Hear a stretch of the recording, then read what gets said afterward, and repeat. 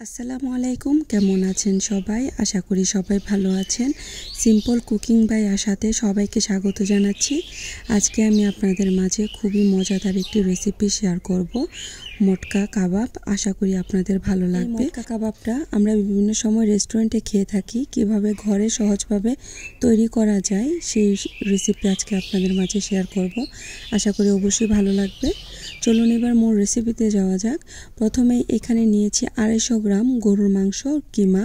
আমি ব্লেন্ডারে কিমা করে নিয়েছি, আপনারা চাইলে পাটায়ও পিষে নিতে পারেন। আপনারা যে কোনো মাংসের কিমাই নিতে পারেন, মুরগি, খাসি, যে কোনো মাংসের কিমা দিয়েই তৈরি করা যায় এই মটকা কাবাব। মাংসের কিমার মধ্যে অ্যাড করে দিব মাঝারি সাইজের 2টি পেঁয়াজ কুচি, অ্যাড করে দিব লাল কাঁচামরিচ কুচি 1 চা চামচ, অ্যাড করে দিব 1 চা চামচ রসুন বাটা, 1 চা চামচ আদা বাটা, 1 চা চামচ হলুদ, 1 চা চামচ লাল মরিচের গুঁড়া, 1 চা চামচ ধনিয়ার গুঁড়া, 1 চা চামচ জিরার গুঁড়া, 1 চা চামচ গরম মশলার গুঁড়া, অ্যাড করে দিব স্বাদ মতো লবণ। তারপর এখানে অ্যাড করে দিচ্ছি 1 চা চামচ লেবুর রস।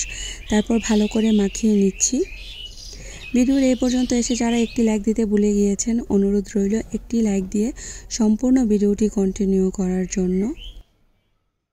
আসছে কুরবানি ঈদে আপনারা চাইলে এই কাবাবটা তৈরি করে নিতে পারেন। খুবই সুস্বাদু হয়, একদম ঘরোয়া টেস্টে তৈরি করা হয় এই কাবাবটা। এভাবে তৈরি করলে খুবই সুস্বাদু হয়। বাসায় একবার হলেও ট্রাই করে দেখবেন, আশা করি অবশ্যই আপনাদের ভালো লাগবে। এবার আমি সবগুলো কাবাব আমার পছন্দ অনুযায়ী শেপ করে নিচ্ছি। আপনারা চাইলে গোল গোল করে নিতে পারেন, কিন্তু আমি লম্বা লম্বাভাবে আমার পছন্দ অনুযায়ী শেপে আমি কাবাবগুলো তৈরি করে নিচ্ছি। এভাবে সবগুলো কাবাব আমি তৈরি করে নিব। এভাবে কাবাবগুলো তৈরি করে নেওয়ার পর এবার একটি প্যানের মধ্যে দিয়ে দিচ্ছি 2 টেবিল চামচ রান্নার তেল। তেল আমি ভালো করে একটি স্প্যাচুলার সাহায্যে ছড়িয়ে দিচ্ছি। এভাবে ভালো করে ছড়িয়ে দেওয়ার পর তেল যখন হালকা গরম হয়ে আসবে তখন একে একে সবগুলো কাবাব আমি দিয়ে দিব। চুলার আঁচ মিডিয়াম টু লোতে রেখে আমি কাবাবগুলো ভেজে নেব।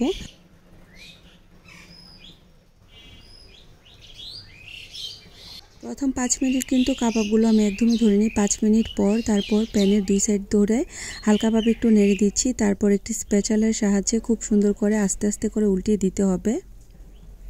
আমি ঠিক কিভাবে উল্টিয়ে দিচ্ছি প্লিজ আপনারা দেখে বুঝে নেবেন। বেশি নাড়াচাড়া করলে কিন্তু খুলে যাবে কাবাবগুলো।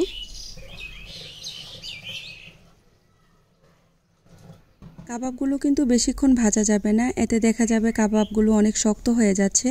তার জন্য কাবাবগুলো জাস্ট একটু হালকা কালার আসার পরই আমি প্যান থেকে একে একে সবগুলো কাবাব তুলে নিব। এবার কাবাব রান্না করার জন্য মটকা তৈরি করে নিচ্ছি। আমার হাতের কাছে মটকা নেই, তার জন্য মাটির কড়াইয়ের মধ্যে আমি কাবাবগুলো রান্না করব আজকে। কড়াইয়ের মধ্যে দিয়ে দিচ্ছি 1/3 কাপ রান্নার তেল। তেল যখন গরম হয়ে আসবে মাঝারি সাইজের 4টি পেঁয়াজ কুচি এখানে অ্যাড করে দিব। এই রান্নাটার মধ্যে পেঁয়াজ যত ব্যবহার করা যায় ততই রান্নাটা খুবই সুস্বাদু হয়।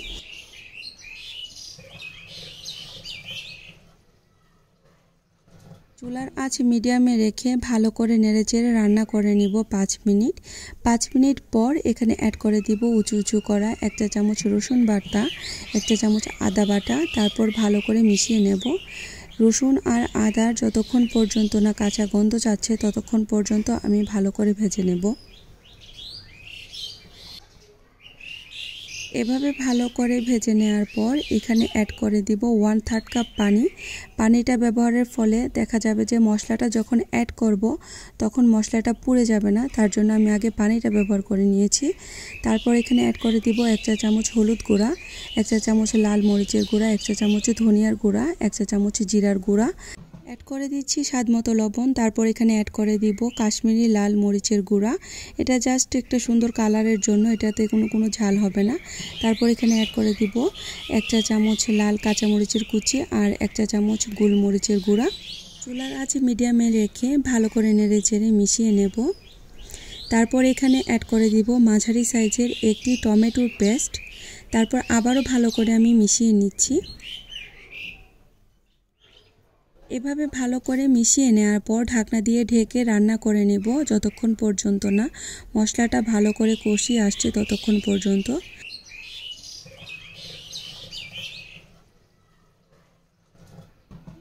ঢাকনা তুলে আবারও ভালো করে মিশিয়ে নিচ্ছি। তারপর এখানে অ্যাড করে দিব 1 টেবিল চামচ টক দই। আমার টক দইটা ফ্রোজেন ছিল, তার জন্য আমি ডাইরেক্ট ব্যবহার করছি।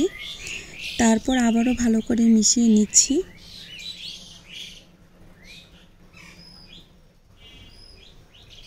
আমার এই সিম্পল রান্নাগুলো যদি আপনাদের ভালো লেগে থাকে প্লিজ লাইক শেয়ার কমেন্টস করবেন। ফেসবুক থেকে দেখে থাকলে অবশ্যই ফলো করে যাবেন, আর ইউটিউব থেকে দেখে থাকলে প্লিজ সাবস্ক্রাইব করে আমার সাথেই থেকে যাবেন। আর অবশ্যই সুন্দর সুন্দর কমেন্টস করবেন। আপনাদের সুন্দর কমেন্টস আমার পরবর্তী ভিডিও বানাতে অনেক বেশি উৎসাহিত করে। মাঝখান দিয়ে কিন্তু আমি এখানে 1 চা চামচের মতো গরম মশলার গুঁড়া অ্যাড করেছি। মশলার মধ্যে ছিল এলাচ, দারচিনি, লং, তেজপাতা হালকা তাওয়ার মধ্যে টেলে তারপর আমি পাটায় পিষে নিয়েছি। আপনারা চাইলে ব্লেন্ডারও ব্লেন্ড করে নিতে পারেন। গরম মশলা অ্যাড করার পর ভালো করে নেড়েচেড়ে রান্না করে নিয়েছি 2 মিনিট। তারপর এখানে মাংসের কাবাবগুলো অ্যাড করে দিব।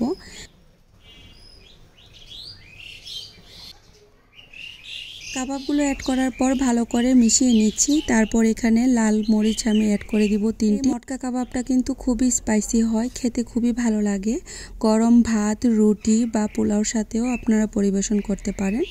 তারপর ঢাকনা দিয়ে ঢেকে রান্না করে নিয়েছি যতক্ষণ পর্যন্ত না মাংসটা সেদ্ধ হয়ে আসছে ততক্ষণ পর্যন্ত।